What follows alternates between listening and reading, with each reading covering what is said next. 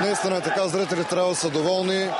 Разбира се, имаше много динамика в играта, положение пред двете врати. Мисля, че щеше да бъде справедлив равния резултат, но 2 минути преди края на матча ние допуснахме гол, за което така страшно съжалявам. Не заслужавахме да загубим. Имахме положение, създадохме доста такива. Така се получи в футбол днес. Въпреки загубата, оставате на върха в класирането. Чувствате ли се вече шампиони? Не. В никакъв случай подхождаме, казвам, сериозно към всеки един двубой.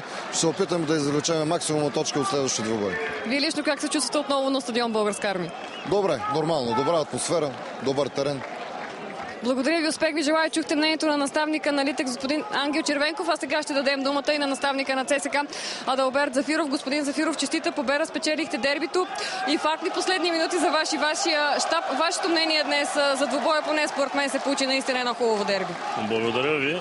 Значи наистина се получи един много хубав двубой на хубав терен. Двата отбора играха офанзивен футбол. Да, първоначално бехме по-затворени, изчаквахме да видим как ще протече матча, но след това и ние се открихме, както и те се откриха и успяхме ние да стигнем до гол. Гол в последните минути на двубоя, който донесе победата капитана Тодор Янчев. Искам да го отлича в тази минута, защото наистина той може би беше най-добрият във вашия състав. Значи в моя състав беха всичките на терена, които и резервите, които влезаха, всичките беха на ниво. Не мога да отлича някой повече или по-малко. Всичките се раздадаха, дадаха максимум от себе си. Знаеха за какво играеме този матч. Знаеха, че ни е много важен този матч след негативните резултати от предишните кръгове. И за нас това е голяма чест да победиме бъдещия шампион. Защо ЦСКА не изглежда по начина, по който игра днес в останалите мачове или поне в 80%? Това иска да виждат публиката. Виждате по какъв начин изпращат днес футболистите. Те са доста неща натрупани още от смяната на Любо Пенев, след това заминаването на Андоне, тръгването на част от футболистите. Тия неща си оказват влияние. Искат, не искат, върху футболистите си оказва влияние. Даже и това, което непрекъснато се пише, че ме сменят и така нататък, и това си оказва до някъде влияние върху футболистите. Те все пак четат пресата и виждат какво става. Минути, може би половин час преди матча, пак имаше едни изявления, че няма да присъствам на стадиона и така нататък, което малко или много влияят на футболистите върху тяхното представяне.